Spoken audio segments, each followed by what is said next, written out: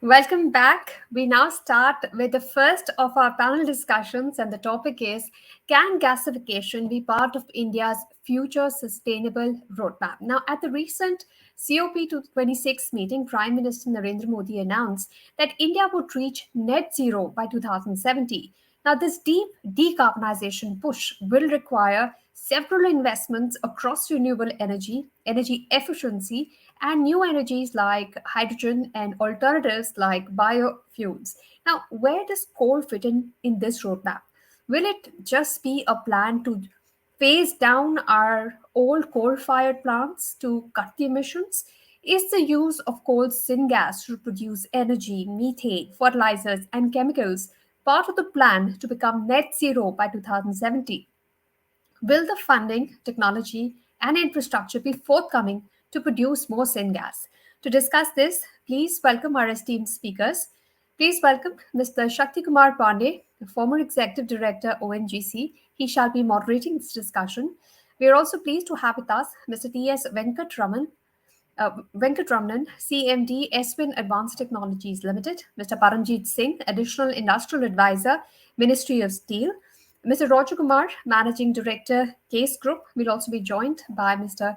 Anandji Prasad, Advisor Projects, Ministry of Coal, Mr. V.R. Sharma, Managing Director, Jindal Steel and Bar Limited, and Mr. Thomas Matthew, President, RTG Reliance Industries Limited. A warm welcome to all of you, gentlemen. Thank you so much for joining us today. Uh, Mr. Pandey, I'll hand it over to you to take this session forward, and we're all eagerly waiting to hear all speakers today. Over to you, sir.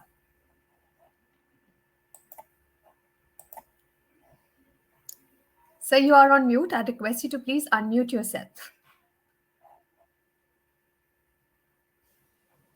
Yeah, thank you, Anisha. Could you get me now? Yes, sir, we can hear you. Yeah, Please okay, go fine. ahead. Okay. Thank you very much for inviting me today by this Mission Energy. And the topic is also very important in the sense, in the present context of the Indian energy transfer, energy transition, rather, I will say. We have to, this today,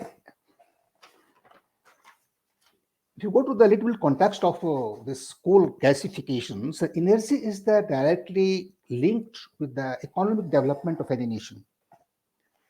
And we say that the development of a nation is gauged or measured by how much energy a nation is consuming. There are many empirical equations and the factors that, like your co-identity factor, Kuznets environment curve, the direct link between the energy and the economic development. We are growing at the fastest rate in the world. As per the latest information from the statistical department, we are moving ahead with the rate of 5.28% CAGR, fastest in the world and parallel to China. And we are consuming 34 gigajoules of energy, which is equivalent to 925 million tons of oil equivalent. And out of this 925 million tons of oil equivalent, 57 to 58% comes from the coal. Unfortunately, our nation is not blessed with the fossil. We have clearing the population of 16% of the world global population, 2.8% land, 4% water. But we go to the energy side, only 3% reserve of the gas, while we have only 0.6% reserve of the gas we have, but we have 9.5% of coal reserve.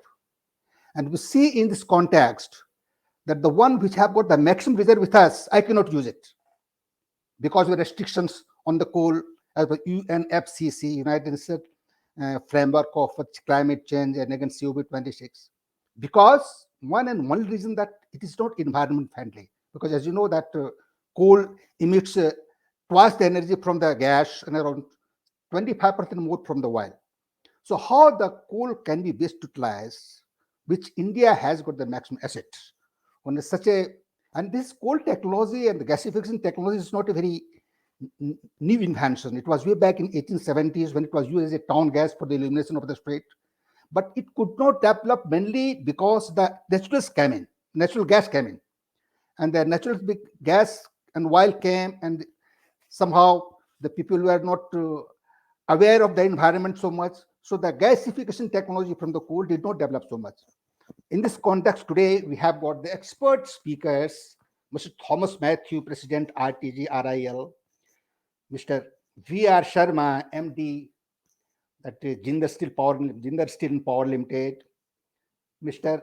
T.S. Venkataraman, Mr. Paramjit Singh, Mr. T.S. Venkataraman, CMD, SVN Advanced Technologies Limited, Mr. Paramjit Singh, Additional Industry Advisor, Ministry of Coal, Anandji Prasad, Advisor Project Mining of Coal, and Mr. Roger Kumar, MD, Managing Director of CASC Group. Now, in the set exponent speakers and the learned speakers, we shall start the session with Mr. Thomas Matthew, President of RTG, to speak something how the coal can be best utilized. Mr. Thomas, please.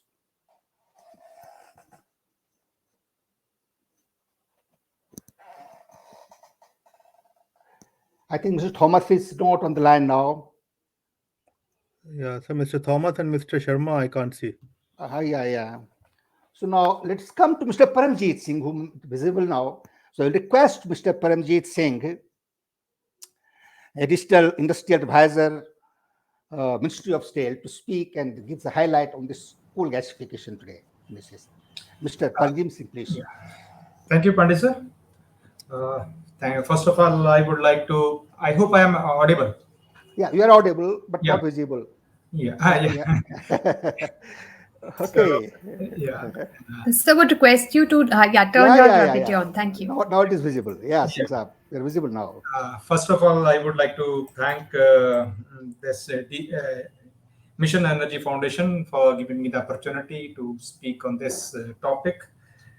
As it has already been discussed in the inaugural session, that gasification has an immense potential to harness various resources towards different value-added applications in India. But if you say this gasification is a very century-old process, and in view of the techno-economics feasibility, it is being reinvented, and a lot of, you can say, work is going on how we can make this technology feasible and you can say efficient for the use of different sectors. Industries have already made many attempts to exploit gasification for different applications, and they are still continuously working on that. In regard to the iron and steel sector, if you see that coal gasification can definitely help the steel sector in producing the steel making, and by using this Swadeshi coal, and this can definitely help, you can say, or you can lead us to towards the Atmanirbhar Bharat also.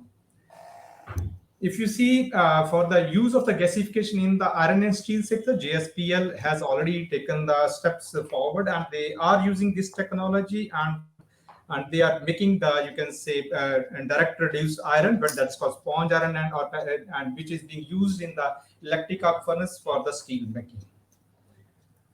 India being a third largest reserves of the coal in the world, has, you can say, potential, and this can facilitate our country to overcome the perennial shortages of, like, if you say, the oil, gas, and methanol, as it is already been, you can say, said by our Prime Minister, that ammonia, urea, etc. And utilization of coal gasification for iron and steel industry, it can help the industry, you can say, dependency on the import of coking coal, and which can reduce the import bill of the country. Coal gasification, basically, if you want to use the coal in the iron and steel sector, it need to be very clean, and quality of the, you can say, gas need to be consistent. For this, I think what we need is that the input material, which is coal, it needs to be very consistent for producing the consistent quality of gas. And in regard to this, I think the government has taken many steps. That is, and we discussed that government aims to achieve that gasification of 100 million tons by 2030, and they have developed a mission document, and number of, you can say, measures have been already suggested in the this document, which I think can help to help the industry if they follow that, they can make their process economically viable. But definitely to make to standardize and optimize the process parameters to produce a clean steel, we need that coal allocation of, you can say that for a particular mine it is required to be specific for the gasification, because if you have a consistent quality of the coal, then you can produce the quality gas and all these things. But if we see that in comparison to the other processes like blast furnace route, that if we see the emission intensity of the this route for the use of steel making, according to the information available, it is little bit, the emission intensity is little bit higher side, on the higher side.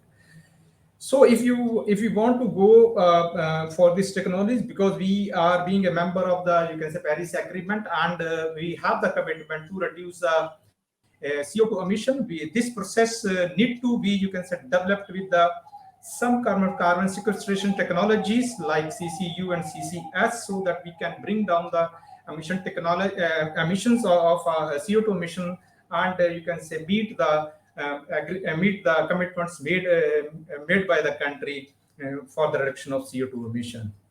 This is what actually, and I think a lot of people are working on the indigenous technology. I think we need to work on these types, that if we can develop that indigenous technology that can help the industry again further towards the Atmanirbhar Bharat.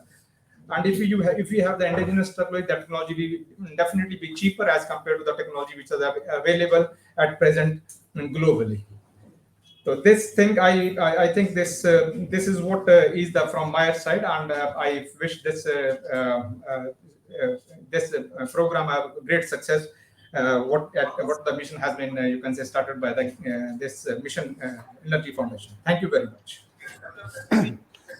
Thank you, Paramjit Singh ji, for speaking such a. You have talked about the import of the coal blast furnaces and need to make the gasification as an indigenous technology. Thank you very much for giving such speech. Now I request Mr. Roger Kumar from CASE Group to deliver his speech. Thank you very much, Pandey sir. It's really an honor to be here in this August gathering. See, we guys are into gasification for last 15 years. And I've been discussing this with Ashwin also for a long time. Whenever we discuss gasifier, we always discuss gasifier used to make chemicals, to make ammonia, to make steel in DRI.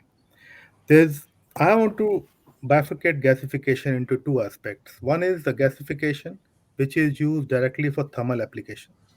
Second, gasification of coal used for other applications, like you make chemicals, like you have specific composition of gas, syngas in that arena.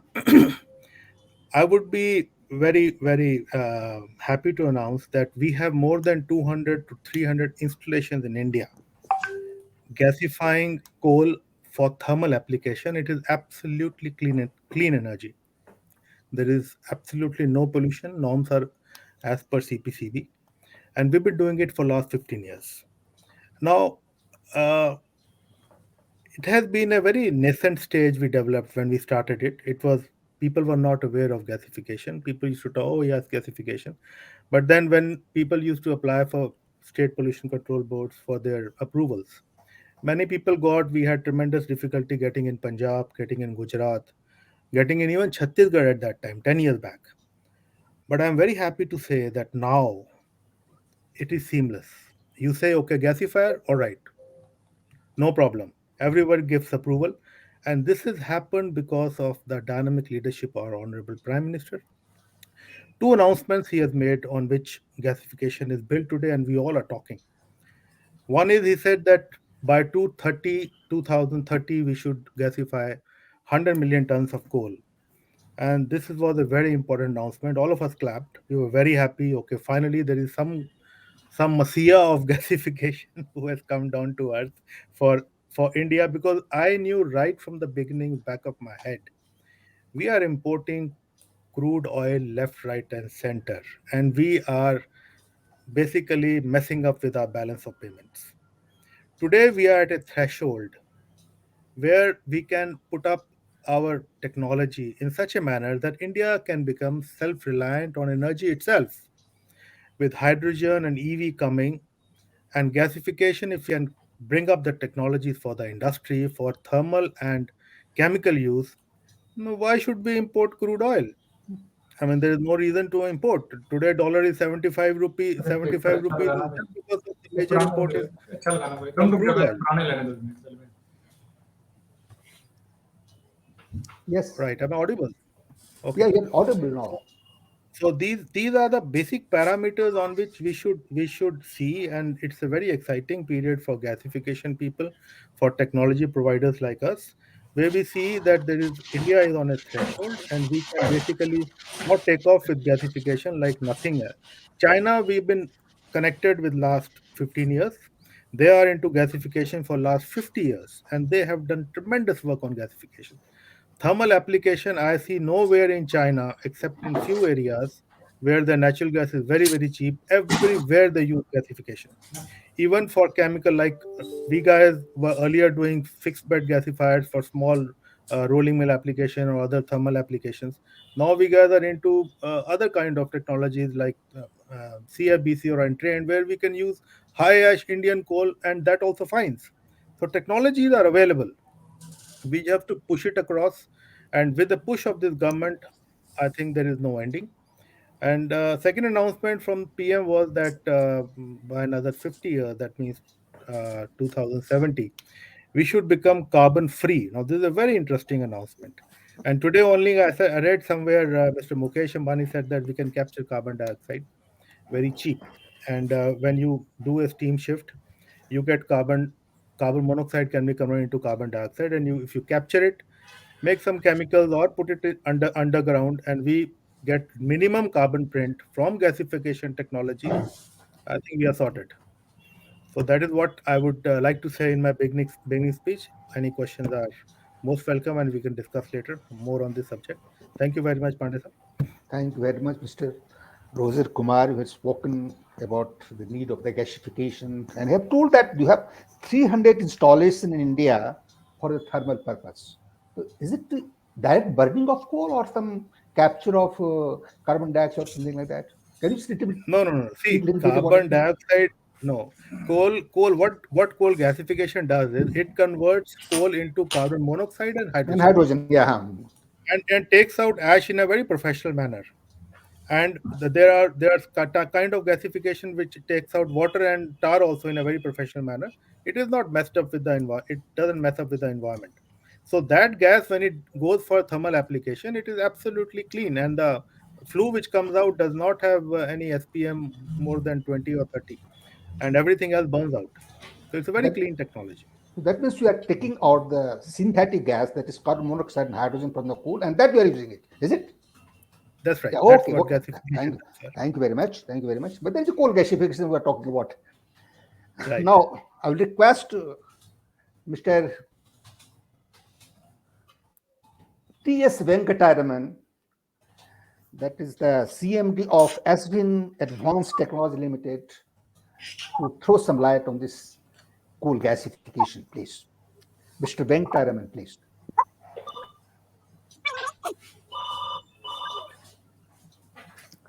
You are not audible, Mr. Venkataraman. I think you have.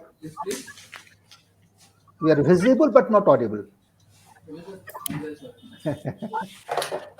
I think you हाँ have पे muted the speaker. I think there is a problem with his audio. Mr. Venkatraman, I think we are getting your audio, but it is sounding strange, sir. So, Panditji, I'd request you to go to our next speaker, Mr. Prasad, and I request Mr. Venkataraman to please log in again. ठीक है Okay, fine. I request Mr. Anandjeet Shad, Advisor Project, Advisor Project, the Ministry of Coal, to throw some light on this subject, please.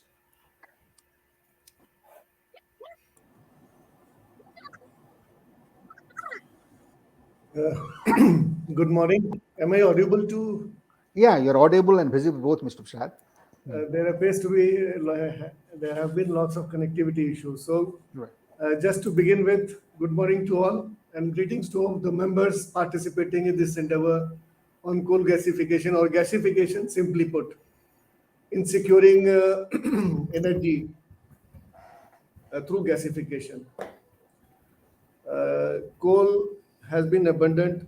We have plenty of reserve in India, and it has been at the receiving end because of lots of noises in the media as well as for environmental considerations. Hello, Yeah, you're audible, sir. You're audible. right. It has been it has been in the news for so many reasons, rightly so, because of environmental concerns and carbon footprints. In this endeavor, this mission energy gasification, it's a right opportunity to emphasize upon the fact that coal can have multifarious uses, and gasification is one of them, and it can serve in providing the energy security to the nation, and we have firm belief on that. And it is in this context that mission document has been formulated for coal gasification, and it has been uploaded on the website of Ministry of Coal. We would like everybody to go through it. We have spelled out the process, the path to the gasification, wherein a number of things have been highlighted, including the resources that are available, the mapping potential, gasification potential, which has been mapped and mentioned in the document as well, wherein gasification potential of Talcher and Eve Valley coalfield, North Karanpura and South Karanpura coalfield, and as well as Raniganj coalfield coal has been mapped. What is the possibility of gasification?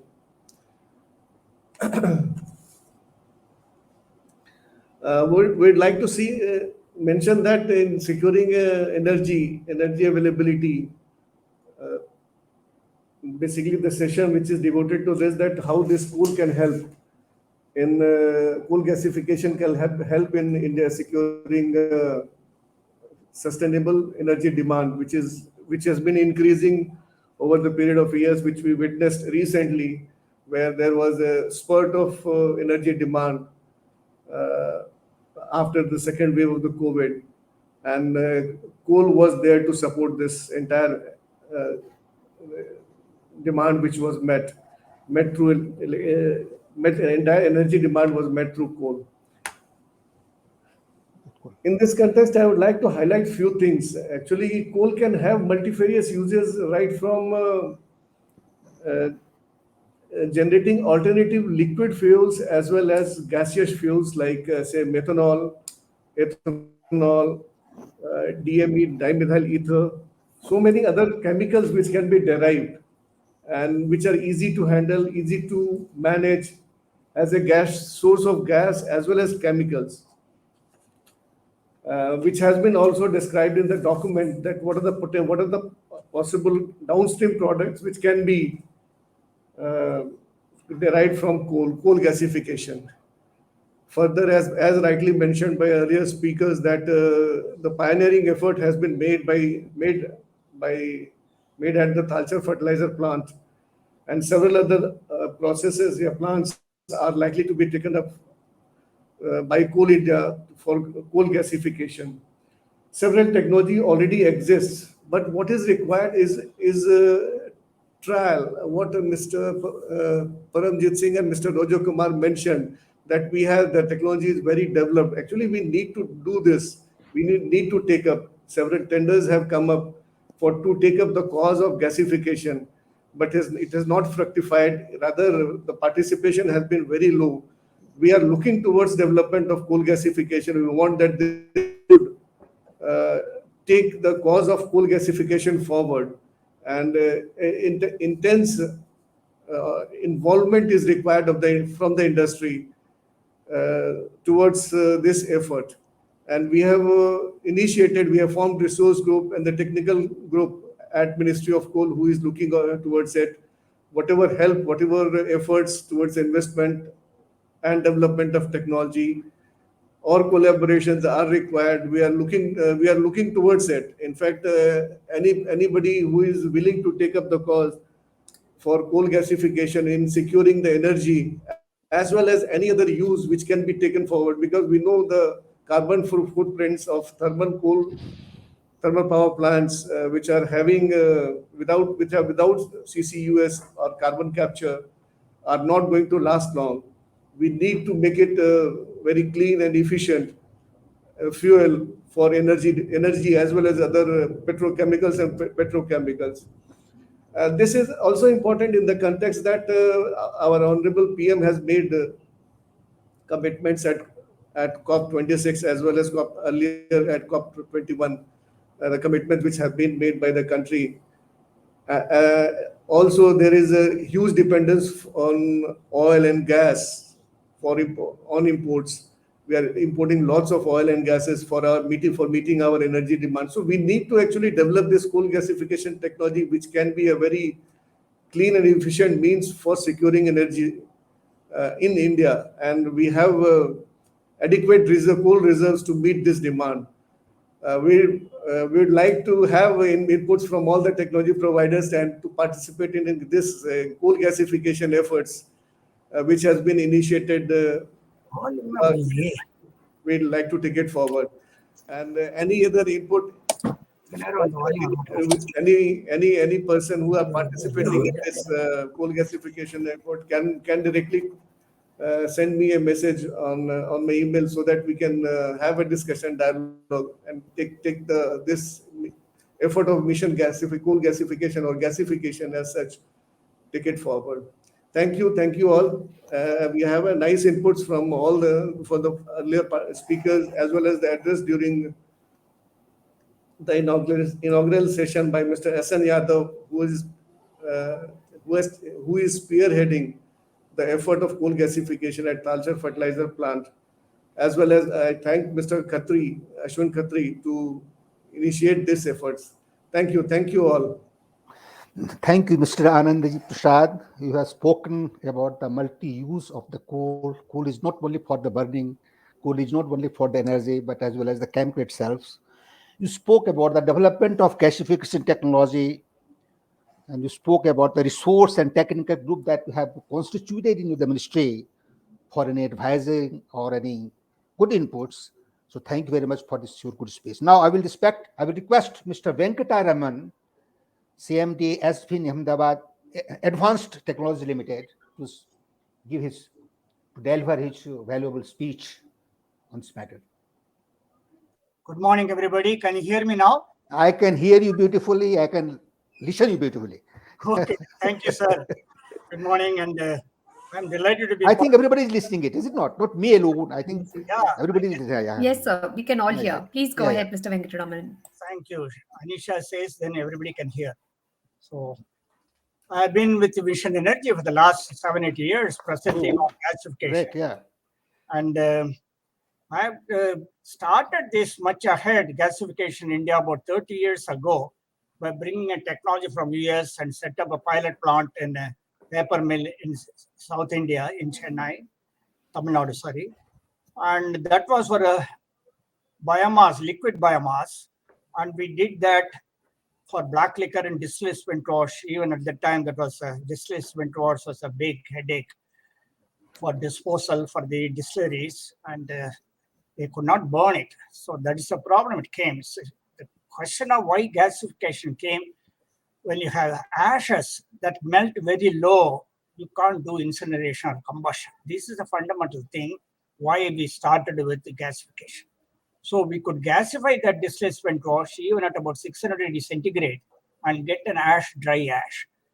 So this is an important step, because otherwise that ash would have formed agglomerates. So afterwards, we tied up with an American company who has got the same technology called Thermochem Recovery International. And they have been developing on biomass using various biomasses, agricultural residues, including lignite, and most importantly, RDF now, refuse-derived fuel.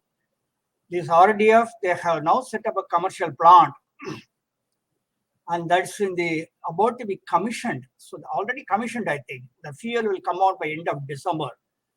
That plant size is something like about 500 dry tons per day of RDF. That is 175,000 tons of RDF per year. And that produces about 11 million gallons per year of what is called syncrude. From syncrude, then they upgrade it in a refinery nearby and make it 80%. So all these will be 80% what I'm calling SAF, Sustainable Aviation Fuel. I'll be discussing all this in the afternoon, but just to give you a perspective, how much we have been ahead of time and how we looked at gasification, that's we are able to be the world's #1 company along with TRI to produce syncrude from even RDF. It is not one-off. They are going to set up nearly about 8 plants in USA. Coming back to Indian scenario, we then switched over to looking at lignite because it was much easier to gasify lignite than coal. And coal gasification, something that we did not do it because of the temperature regime we are using. Now, lignite gasification, I started 2-3 years ago with the NLCIL, Neyveli Valley Lignite Corporation, talking to the chairman level and motivated them to produce methanol. See, the concept of methanol is caught on immediately with the managing director of the NLCL. And he said, we'll go ahead with methanol and give me some kind of pre-feasibility profile. I gave them a presentation to produce 1 million tons of methanol per year that will consume about 4 million tons of lignite per year. So this is what I presented, based on which they went ahead to do the feasibility study. And PDIL is now doing the feasibility study. So we'll be start producing ethanol also in India. And before that, Dankuni is a coal plant, as all of you know, it started on ethanol gasification with using coal. And 5 other projects along with the Dankuni are also being considered. All some of that, how many tons of million tons of methanol will be something like 2 to 3 million tons per year. And that will consume only about 9 million tons of coal. Where are we? Yeah, our Prime Minister is talking about 100 million tons of coal by 2030. It's hardly 8 years from now. And each project takes 2 to 3 years. So we have to be starting on a very big scale. We just made it too little, too late. But anyway, we'll try to catch up. And with not only methanol, I'll come to the next step there. So how to increase that? So go to renewable diesel. So convert, as all I know, people have done it 100 years ago or 50 years ago, even in Germany. They have done it for the World War II. The same technology is available called Fischer-Tropsch, convert to diesel. That is renewable diesel. We are importing about 75 million tons of diesel is being consumed in India. Imagine that, how many tons of coal it will use. Even if you assume 3, about 200 million tons of coal will be used. So this is a kind of magnitude I want to talk to you about. And this is where we are. And right now, what we are doing is, next stage, not only methanol, I'm saying go ahead and do DME, that is dimethyl ether. I don't want to talk too technical, but I want to put it in the right perspective. Look at the DME is also a substitute for diesel and also a substitute for LPG. These are the things we should be looking at long term. Methanol is only a short term. 2 to 3 million tons, you are done. The whole engine consumption will go to probably 5 million tons by 2030. So these are the things you have to do. Renewable diesel, sustained aviation fuel, SAF, also can be done from lignite. Now, looking at hydrogen, I would rather say you start even with gray hydrogen, no harm. Gray hydrogen from coal will definitely gray to even blue. In fact, one step you go further, blue. In fact, I wanted to say blue. Blue because you can easily capture the CO2 and do the blue hydrogen. You don't have to go to immediately green hydrogen. Those who want to do like RAL and others are welcome to do, because that is one area we require huge investment. Let them go and do it, and let's produce green hydrogen for producing green ammonia, green fertilizers, and all that. even for the refineries. So the two big hydrogen plant we have, or three for I should say, one in RIL, which is making somewhat green, not green hydrogen, gray hydrogen, syngas, to use their own refineries.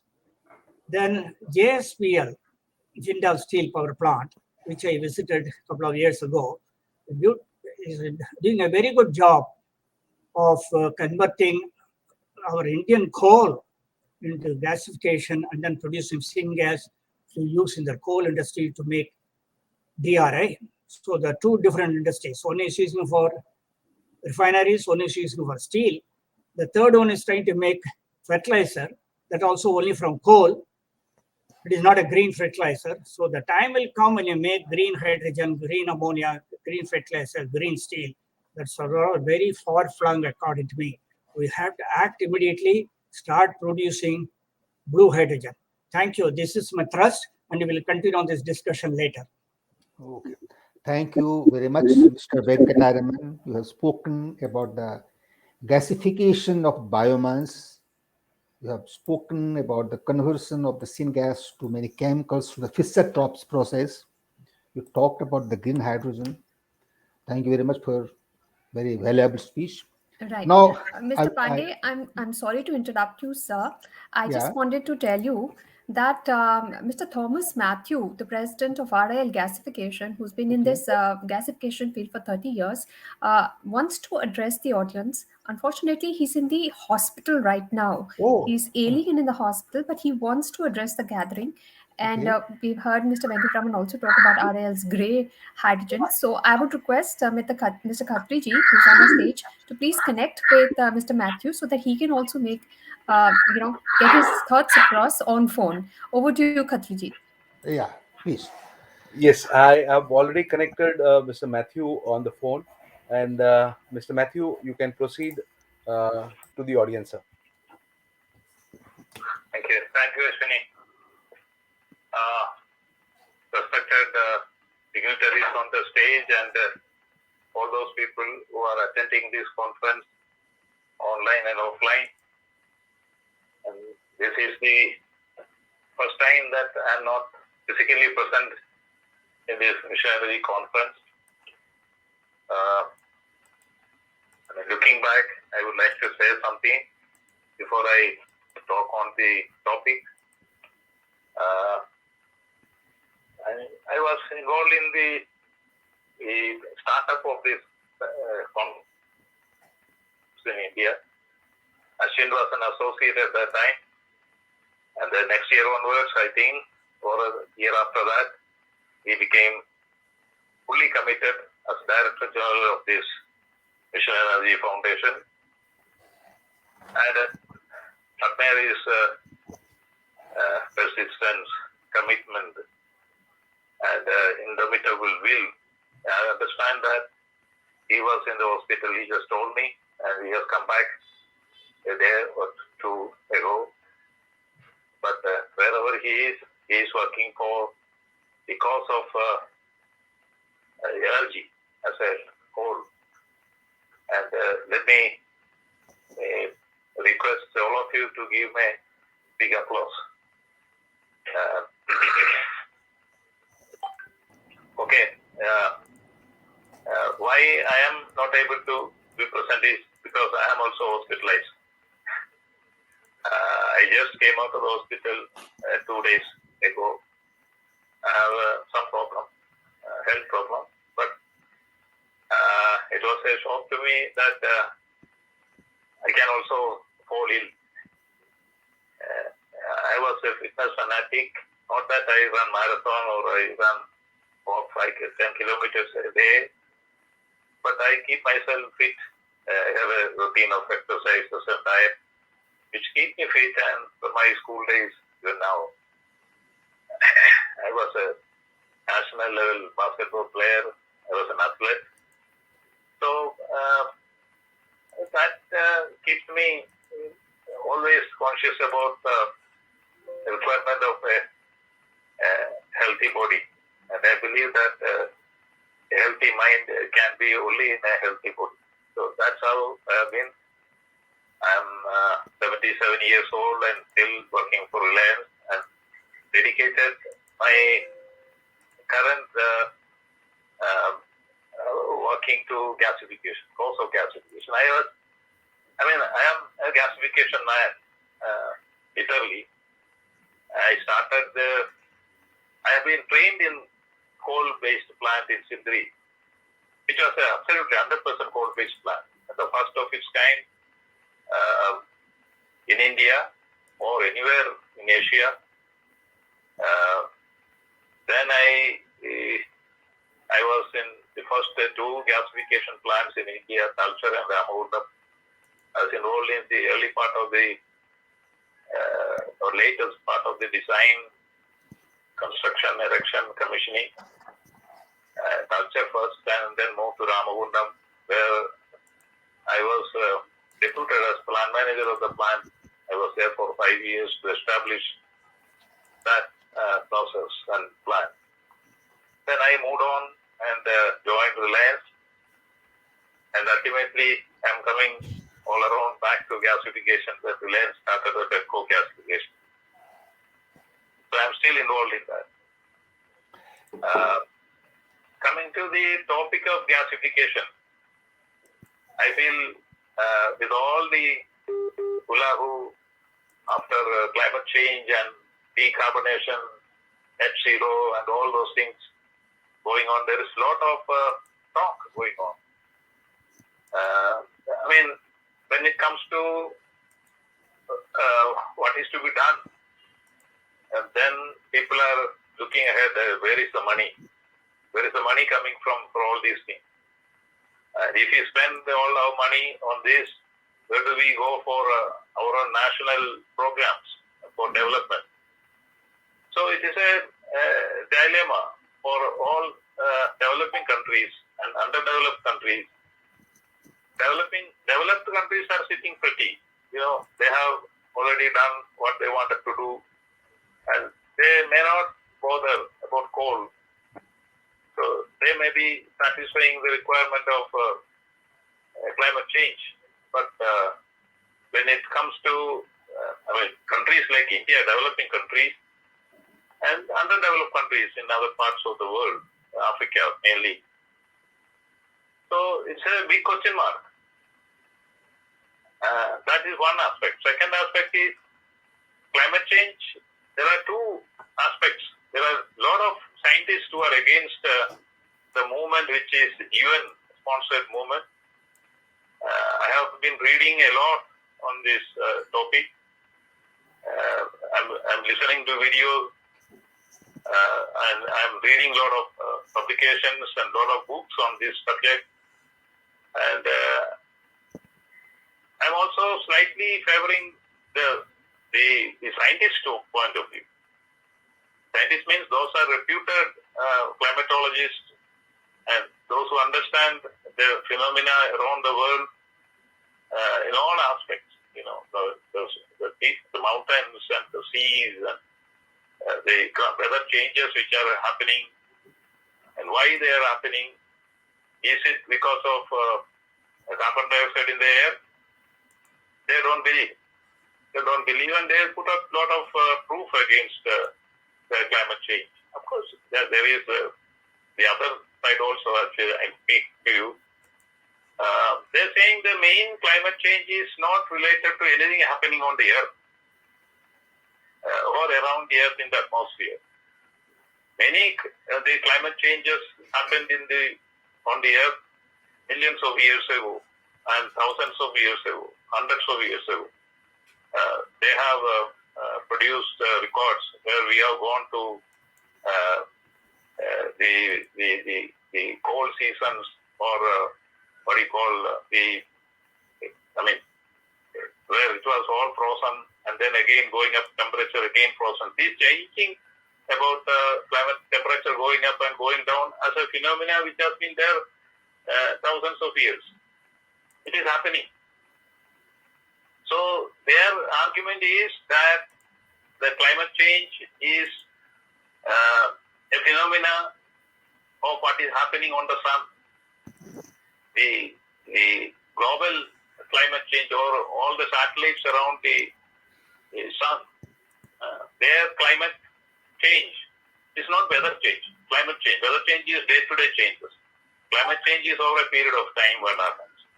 That is depending upon what is happening on the sun, in the sun. So recently there was a news about an explosion in the sun, and that heat wave was traveling towards Earth. And if that was hitting Earth, the temperature would have gone to 60 degrees in many parts of the country. It hit somewhere. It hit somewhere in the Canadian side and all. There the temperature has gone to 50 degrees, 56 degrees, unheard of. Heard about such temperature in Canada. But it was happening. So nobody spoke about it.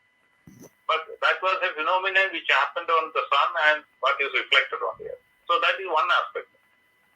Now, the next thing which I will support these activities on climate change, what we are doing is, even 15-20 years ago, I think we have been speaking about energy conservation, energy in all the plants, energy conservation, reducing our fuel consumptions and all those things we are speaking, because there was a projection that we may run out of fossil fuels, except coal.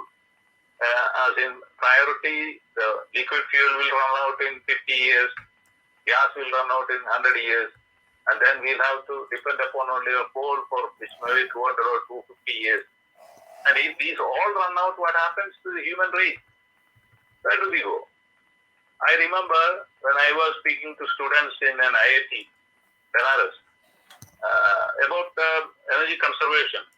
We were going around speaking to the universities and to familiarize the students about what is going to happen. And then somebody asked me, what will you do if all these things run out? Or what is that we can do? Somebody asked me a question. So I was not prepared to answer. I said, we do not know. We may go back to the caves. I mean, our ancestors, great ancestors lived in caves. How did they live? Probably we may have to adapt to that, like a sort of extreme case. Then I said, human ingenuity will not fail. Something will come out. And efforts have to be made. So that is one way of looking at these climate change proposals. I think what will happen if we run out of fuel? How are you going to survive? So all these activities which are there has to be done. Has to be done. Yes. If we run out of the fossil fuel, then how do we live? Okay, inexhaustible energy is from the sun. And what is falling on the earth, we are not utilizing even, I understand, is not even 5% of that energy is utilized. So there is plenty of energy which could be utilized. And if we can succeed, not only with the solar ways or windmills or anything, there could be some other different ways of utilizing it. And so is there a space for fossil fuels now? I would say, very strongly, I would say yes. The gasification has a role to play in this. As a devotee of gasification technology, and I pride myself to be as knowledgeable as the best in the world, I can say. I say there is a big role gasification has to play. Gasification is not a bad technology. You can use coal, you can use petcoke, anything, and the gas can be treated so that we can be net zero on CO2. We can produce all the chemicals which we can think of out of the syngas. So that every nation will have to do it. And if you do it, then gasification can survive. There is no doubt in my mind. Whether it is, what we know is about this fertilizer. Ammonia required for, even ammonia is going to be used as a fuel. People are thinking about ammonia being used as a fuel in ships, movement in ships. So their combustion, it is also enough calorific value, and what is being produced as will be water and nitrogen. So that could be a feasible solution. I mean, chemicals, any chemicals you can think of. We are making synthetic natural gas. We can make alcohol. We can make even olefins and then polymers. Whatever chemicals we are making now from other sources can be made from syngas. Syngas is a very versatile raw material. We can adjust the quality of the syngas with respect to the product which we want to make. That flexibility is available. So gasification should not be discarded. It should get a prominence. That's what I would say. Well, thank you, Mr. Matthew. It should get the highest prominence, and our efforts should be to see that gasification is taken forward. Then what about the Reliance experience in gasification? Reliance has got the largest of 10 gasifiers, one of the largest projects in the world, and the experience gained is fantastic. I mean, to keep the 10 gasifiers on is an Herculean task. And so far, we have succeeded only to keep average 6 gasifiers. We have problems. So, Mr. Matthew, as a request to conclude faster a little bit. When we selected the technology, we thought that this is a very good technology, very competitive, but our experience was not as good as we expected. So the licenses, the license changed hands, so many times it is changed. 4 or 5 times it changed from the people who developed this technology. So with the result, what happens? The latest owner of the technology has no idea of this, and he cannot help us in any way. So we have to find our own solution. So we have engaged IEC. It's a German institute specialized in the field of gasification to help us because they have been helping so many gasification plants all around the world, including China. And they have some excellent experts on the topic, on various aspects of gasification. So we are taking their help. We have engaged them for a year, and they are taking all sorts of data from us, and we meet and discuss every fortnight, and that's going on. Which is, we think that will be the one of the greatest achievement we can make on the technology, and I think Professor Mayer is participating in this conference. Yes, sir. We have Professor Mayer speaking in the afternoon, and just would like to bring to your highlight also that we have a new announcement today by Mukesh Bhai to restructure and repurpose the gasification assets to hydrogen was an announcement made today. Yeah, that's true. That's what I'm saying. We are trying to look out because you know that our chairman has announced in the last AGM how he is going to roll out the climate change program. We call it climate change, but I would say it is a repurposing of the whole of our hydrocarbon technology, whether it is refining, whether it is polymer making, whether it is chemicals making, everything. And he is also in the forefront of hydrogen mobility, how to use hydrogen for transportation, any other you say.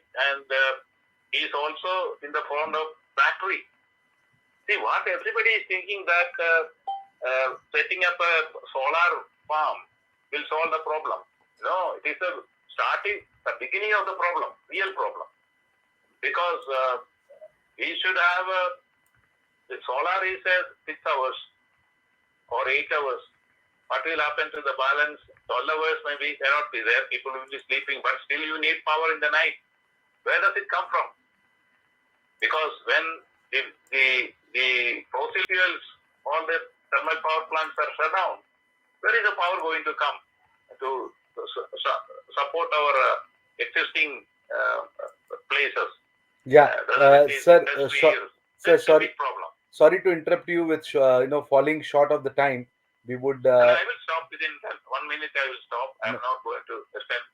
So only this, I have my compliments to Ashwin and my real appreciation of the people who are participating in this. And thirdly, gasification, in my view, is has to continue to progress to support the development aspect of this country, and that is a must. And we have to find ways and means to solve the problems in the gasification, which we will do. And I wish all the best for this conference. I am not able to participate actively as I used to because I am slightly indisposed. I will be well okay in a short while. I only ask all of you to pray for me. Thank you. Thank you so much, sir. Thank you, sir. My prayers are always with you. Thank you. Thank you so much. I appreciate it. Thank you. I thank Matthew sir for giving so many appreciations on the phone, but that was great, and that is keeping me motivated. Just to tell you that the audience and everybody who's with me for so many years on this gasification as a subject and help me in moving forward and talking with the government officials, bringing the policy down lines. This injury of mine was a little serious this time. I had actually broken my thigh bone, which was supposed to be the strongest bone in the leg. The pandemic was a disturbance to me because the RT-PCR test and everything had to go through, and I had to bear the pain for 48 hours before my surgery has to go through. But I'm still fine, fit, and on my bed for the subject as a gasification. And I always say that I want to see 10 different plants to be running in our country on gasification before I go to my deathbed. That's my wish, and that's my aim in for the country. I would now request Pandeji to take forward and request Anisha to please remove me from the stage. Thank you, Mr. Khatri, and I wish you very speedy recovery. Thank you very much. Anisha, can you just remove me from the stage?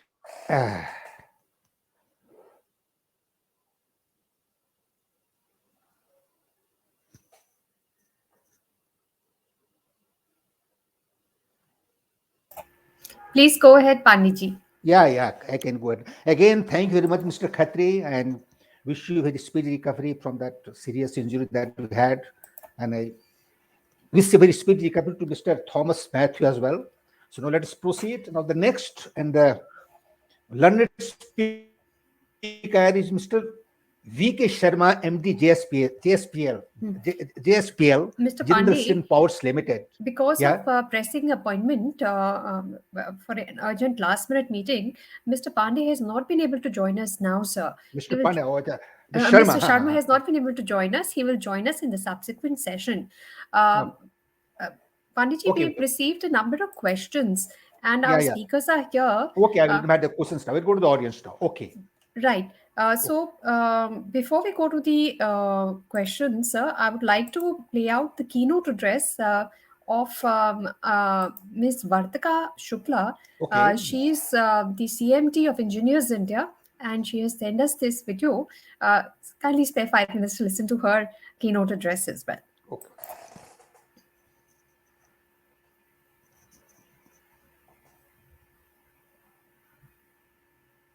Good morning, everyone. My fellow keynote speakers, distinguished audience, ladies and gentlemen. It's a proud privilege for me, on behalf of EIL, to be part of this inaugural session for Gasification India.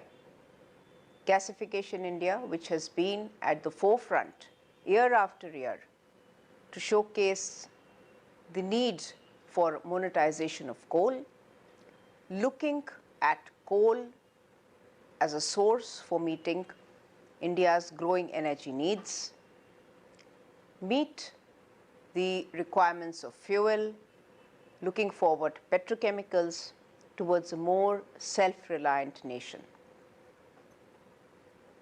As you all are aware, India has a proven coal reserve which is accounting for almost 10% of the total coal reserves of the world.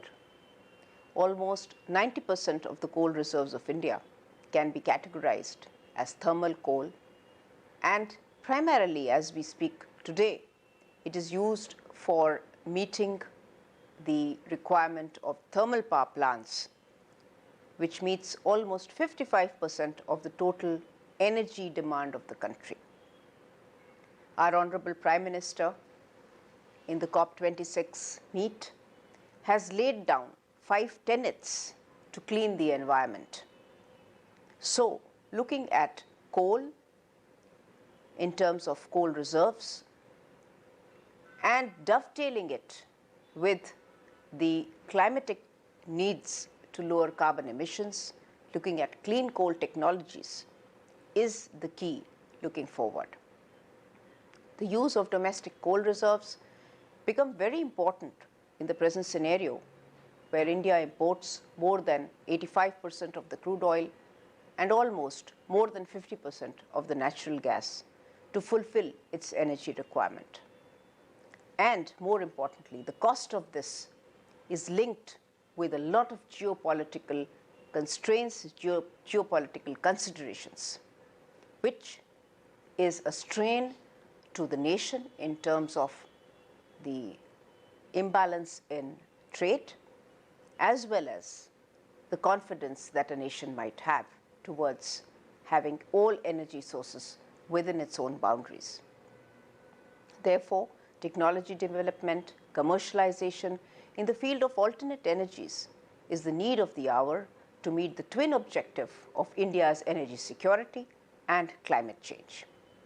These are commitments which are made on global platforms.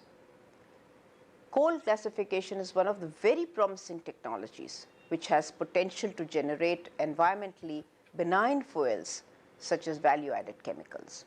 For instance, coal gasification generates syngas, which is then used in multiple polygeneration routes, whether it is Fischer-Tropsch process or syngas, the CO in the syngas being a precursor to a lot of acetyl and other CO-related industry-relevant petrochemical products. A lot of these products from the end use of coal gasification is methanol, ethanol, DME. Methanol, for example, has a very wide range of application, which ranges from its usage as a solvent and a lot of useful chemicals like dimethyl ether, which has a potential for using as cooking gas. The penetration of LPG, which is today in our country more than 98% households, the blending of DME to meet the growing demand of LPG is a panacea towards self-sufficiency. In addition to this, BIS has also notified M15 fuel for automotive sector, in which 15% methanol is blended in gasoline. High ash Indian coal, which is the mainstay of the reserves that India has, can be very effectively utilized to produce methanol. 5 methanol plants based on high ash Indian coal are also planned to set up in the near future.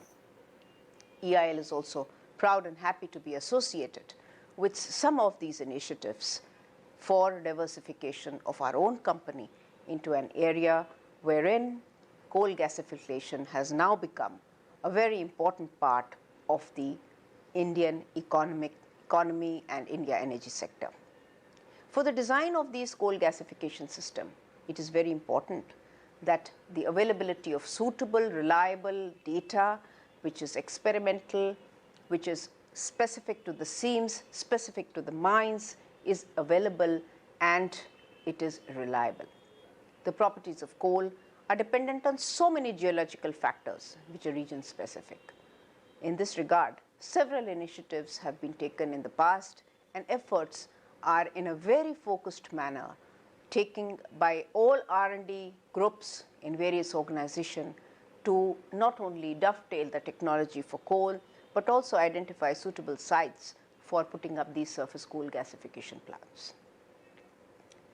Our member Niti Aayog, Dr. Saraswat, who was part of the inaugural session, has so elusively published, and he has steered and guided the various initiatives in coal gasification and utilization of the mines in India and the type of gasification technology wherein particular type of coal is very relevant.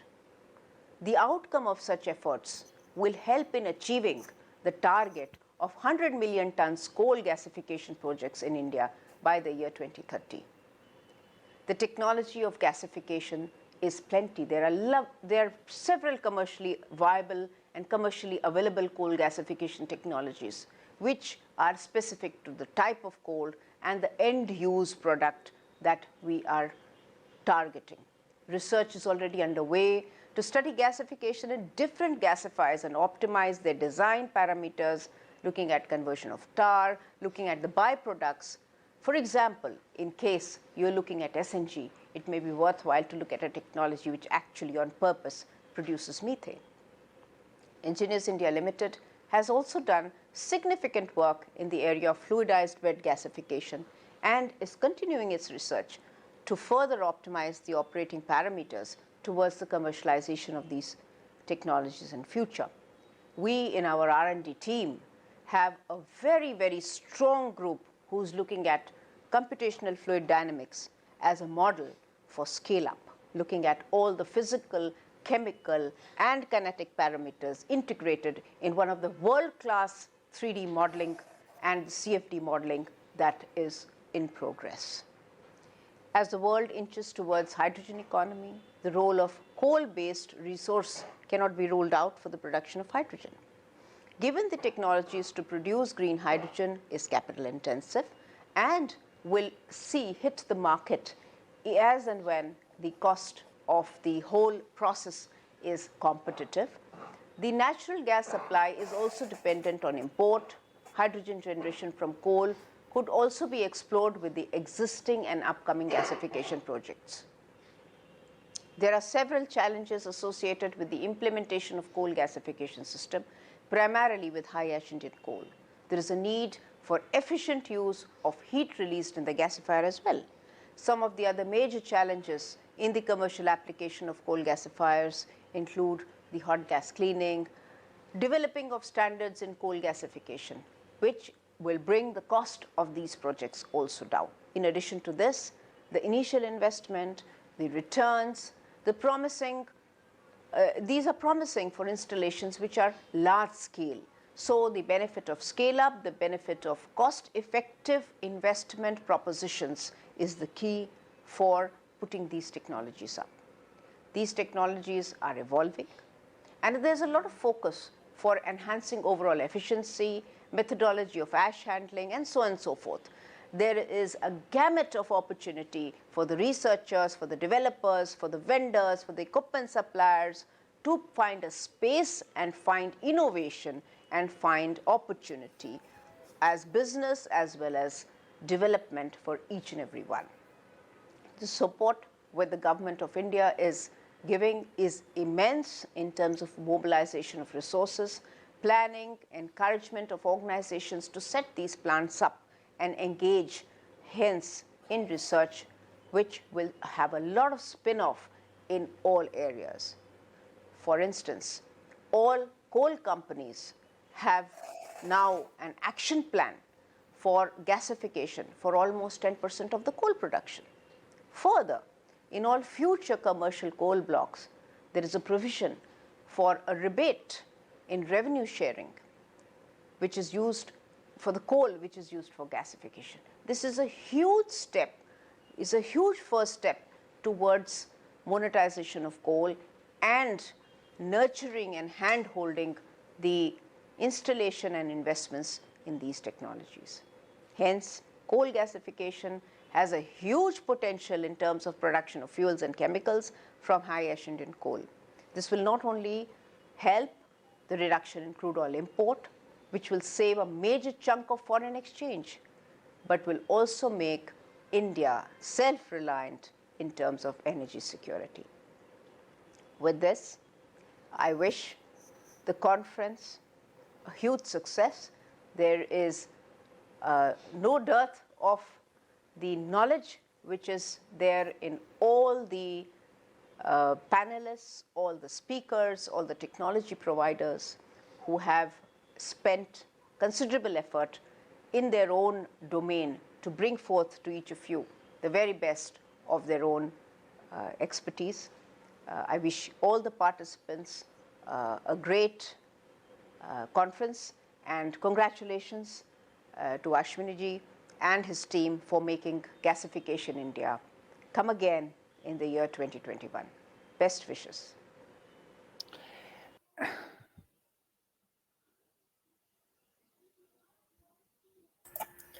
Yes, Panditji, thank you so much for steering this discussion. Panditji, we have one question which has come in from one participant. His name is Mr. Just can I have a question to Madam Vartika Shukla if she is available? Panditji, this is a recorded okay. session. Please go ahead. So she's not with us right now. I had the questions. We are having questions from the audience now. So we have Mr. Kuldeep Verma. He is the founder IB Process Solutions who has a question. Mr. Verma, I request you to please start your audio and video. Yes, please go ahead with your question. Keep it short and please name the speaker you're asking the question from. Yeah, hi. My name is Kuldeep Verma. Am I audible to everybody? Yes, we can hear. Please go ahead. Yeah. So I'm a chartered chemical engineer. I have a small consultancy here. The question and the discussion I wanted to start was about the headline, can India be part of India's future sustainable energy demand? Now, sustainability requires you to remove CO2 emissions by definition. And as Mr. Roger has mentioned that we are able to, now coal gasification is not a new technology. We are able to capture CO2. However, if we are thinking that we can sequester that CO2 underground, then let me tell you some experience that it's not going to happen. I mean, there are many major installations in Australia which have failed in sequestering CO2. We do have some ideas to get around the problem, but it's not resolved as yet. So when you talk about sustainability and CO2 emissions, we still don't have a good solution. So that's something I wanted to ask all the eminent technologists and people here what they're thinking about. Having said that, I would also say that Mr. Thomas Matthew had mentioned that their CO2 may not contribute to climate change. So there's still some scientists who think that it does cause to a greenhouse effect. So considering all that, certainly, I mean, if we have coal, then we are able to, meet our energy demands. Right. However, whether we are doing sustainably is not sure. So please, can we talk on that? Yeah. Okay. Which speaker should answer this? Anybody who would like to talk about sustainability and gasification. Right. Yeah. Panditji, would you like to address this? Mr. Sustainability is basically unless you don't extract that CO2 and avoid emitting CO2, there is no meaning of sustainability now. But if you want to take out the CO2 from the flue gas, the syngas system, because of more pressure, partial pressure difference, it is easier to extract the CO2 from the syngas coming from the gasifier because the more partial pressures. And that CO2 in the liquefied form can be fed back to the gasifier again as a carrier, which in one way it increases the feed capacity. At the same time, it requires more latent heat vaporizations. So I partially agree with you. Unless you don't capture CO2 from the gasification, the sustainability does not come. But if you convert that syngas to other products, so like methane or or synthetic diesel or acids or dimethyl ether, that carbon is consumed. So when I talk about the gasification, doesn't mean only for the use of the power plant IGCC only. It is also the use converting that syngas into the more value-added products like artificial diesel or some acids or hydrogen. Today, hydrogen production from the coal is the cheapest in the world. And 18% of the hydrogen produced all over the world is coming from the coal now. So when I say gasification, doesn't mean running the Power gas plants. turbine alone, but as well converting that synthetic gas, carbon monoxide, hydrogen into some more valuable products. And this way you can, because carbon, either you can go to CO2, you can go to CO2. In the gasification, it converts to CO2. In combustion, in gasification, it goes to CO. In combustion, it goes to CO2. Hydrogen converts to H2 in combustion. In H2, it goes to this way. A lot of things can be done through the gasification in reducing the impact of the carbon dioxide emission into the environment. Point number one. Point number two, as our earlier speaker, Mr. R.A.L. told that the CO2 alone is not the main reason why the global warming is taking place or the climate changes. But you can read, there was literature from the Mr. Rao or something where he told that Gaia theory, he has talked about the Gaia theory, complete environment of the universe tries to correct herself by its own in a Gaia theory that says that any living organism in the world makes a synergy with the environment to correct the system such that the living can be sustained. So even there was, if you go ahead back in 2007, 8, there was too much hot in Ahmedabad. The temperature has gone to 100 years before. 100 years, the records have been broken now. Somebody put the questions, 100 years pehle to there was no global warming. Then why the temperature has gone to so much now?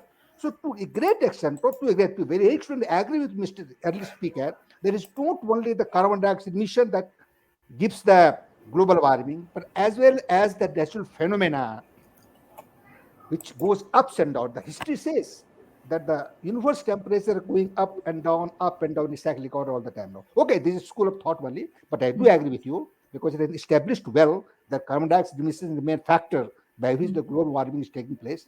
So, right. So my answer is that but gasification doesn't mean only the production of the power, but as well as production of the many valuable chemicals also, that conversions also. Thank you very much. Can I add on that? Actually, sir, we're completely out of time. In fact, we've gone over on time and we have our next session coming up. But please do join into the community chat, put in your thoughts there. And I would request all of you, if you could share your email addresses, people, the participants can perhaps get in touch with you for specific clarifications as well. And I would like to thank all of you for joining us today. Mr. Kumar, Mr. Prasad, Mr. Venkataraman, Mr. Pandey, we are really grateful to you for joining us today and sharing with us your views on this very critical issue of gasification and what would be the best way going forward for our country. Thank you all for joining us. Thank you, Pandey, for steering this discussion. Thank you very much, Mr. Energy, that you gave me the opportunity to speak on this matter. Thanks a lot. Thank you.